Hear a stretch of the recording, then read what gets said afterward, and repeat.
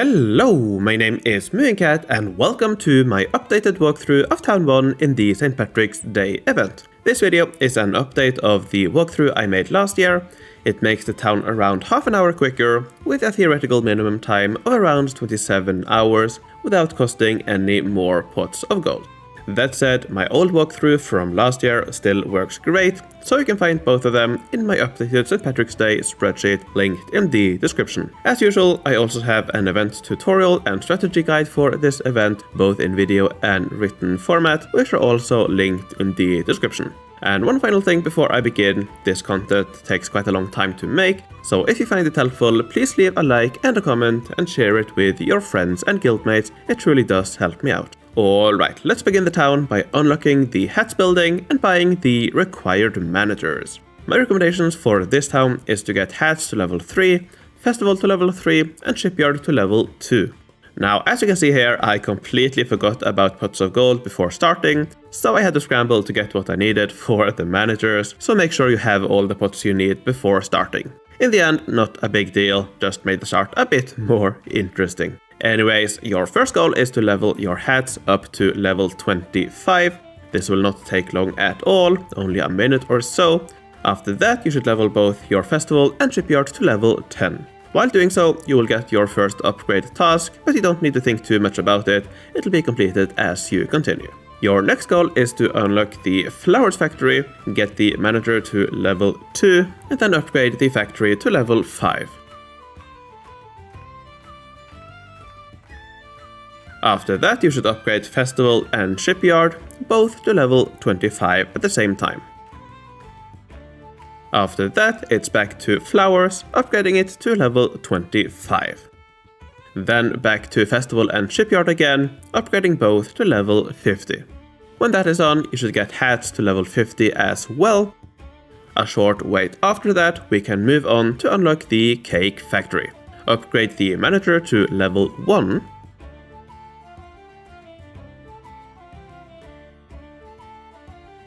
And then the factory to level 5. After that, you should level Flowers to level 50 to complete this task, which will start the next upgrade task. This you will complete by upgrading Shipyard and Festival to level 100, both at the same time. Now you don't have to do this too precisely, I just tend to keep max on and go back and forth between the buildings. Alright, at this point comes the first change from last year's walkthrough, but from here on out there will be a few more differences. So, you should now upgrade Cake to level 30. After that, upgrade Hats to level 100 so that you can complete this task, and then it's back to Festival and Shipyard, leveling both to level 150 at the same time. After that, you will have to wait a few minutes and then you can unlock the Drinks Factory. You should get the manager to level 2, which will allow you to complete some tasks to get the next upgrade task.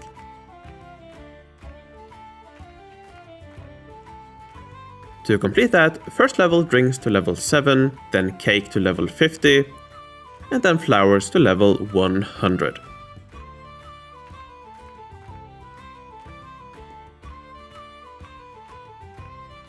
At this point, you need to collect 50 billion Shamrocks to unlock the next upgrade task, so while doing that, you should upgrade Shipyard to level 175 and Festival to level 174, but not more than that. I added one too many in the Festival, but that's not that big of a deal. When you get the upgrade task, you can continue on the Shipyard and Festival, getting both to level 200.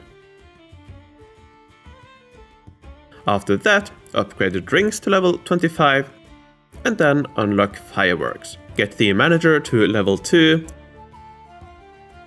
and then upgrade Factory to level 6. After that, upgrade the Drinks to level 50, which will complete the upgrade task as well. Because I added an extra point in Festival earlier, I had to add one more now as well to complete this task, but that's not a big deal. You now need to wait a minute and a half to complete this transfer task, and when you do, you'll get yet another upgrade task. To complete it, you should first upgrade Festival and Shipyard, both to 250 at the same time. After that, upgrade Cake to level 100, which will complete the upgrade task. Because I added that extra level earlier, I also had to add an extra level to Fireworks here. that didn't really matter because next goal is to level Fireworks to level 25. And we are now done with what I call the start of the town after around 2 hours and 15 minutes of quite active playtime. We now come to the second and by far longest phase of the town, which is to level Festival and Shipyard to level 300. The way you should do this though is quite interesting to say the least. You should first upgrade Shipyard all the way to level 295, but not further for now. This will take around 6 hours and 20 minutes. While doing that, around 1 hour and 15 minutes after starting it, you will complete this Produce Flowers task, which means you can get on to the final upgrade task. You want to complete this as early as possible, but it's no big deal if you don't do it before you get the Shipyard all the way to level 295. Now when you're done upgrading Shipyard to 295, you should level your Festival all the way to level 295 as well, which will take another 6 or so hours. At this point, it's back to the Shipyard, but only for another 3 levels to level 298. After that, you can finish upgrading Festival to level 300, which will take another 3 or so hours, and then finally upgrade Shipyard to level 300 as well. Now, why on earth does this order make sense? Well, by upgrading Shipyard first, you're able to stockpile Shamrocks on the western side, so that when Festival is fully upgraded, it will collect at full rate, even though Shipyard can't transport at full rates yet. This cuts down the upgrade time of the final 2 Shipyard levels from 1.5 hours to just 22 minutes, over an hour saved. If you were to upgrade both at the same time to keep transportation and collection rates roughly equal, you wouldn't be saving this time. Of course, by going Shipyard first, you do lose out on faster Festival collection rates for a while, but overall the time saved is greater than what you lose here. As for the specific levels I recommend, that is based on a simulator I made that plays through the entire minigame to get theoretical minimal completion times. But I won't go over that here, you can find more on that in the description. Alright, enough talk, let's finish this town. First, to complete the tasks and to keep up production, you should level Fireworks to level 50, then you should upgrade Hats to level 200, and whatever remaining levels you need for the upgrade task, you should do in Flowers. Collect the tasks, and we are done. All that remains now is to collect 8.4 quadrillion Shamrocks, which will take around 6 hours and 40 minutes. I was a little late, and I was also a bit late for a few other parts of the town, which lost me around half an hour in total compared to the theoretical minimum, but that's fine. There is one thing I want to mention, a new thing this year, and that is that the first town you play only requires 1 million Shamrocks to complete. So there are quite a lot of ways to play that first town, but one thing you could do is that you could follow this guide all the way up to the final tasks, but then simply continue immediately. You don't have to wait the final 6 hours and 40 minutes to collect the 8.4 quadrillion Shamrocks.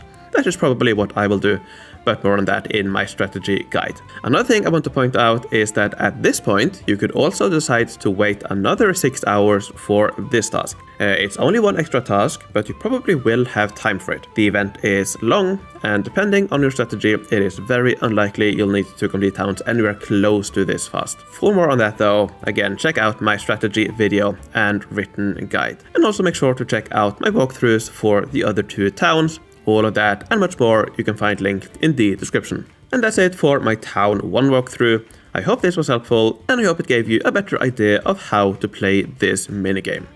Alright, before I end this video, I would like to thank my Patreons for supporting my channel. I would like to thank Homestar, Fort Perfect, Lorden, Rockodobin, Kim Cayley, Roll of the 8th, PQ the Goat, Dan Suminat, JT, Chanti, Merrick B, Hugo Kant von Count, Jan Fredriksen, Trude Drumnes, Filda, Susan Weiss, Rocco, Merthin Ebris, Spike from No Remorse, Henrik Derek Klerberg, Mattia, Obshidi Obsessed, Raf, Adaril, Mike, Wolfboy, Atomic, Ruth, Flavius Belisarius, and Karen. Thanks a lot for support, thanks for watching, take care, and good luck in the event.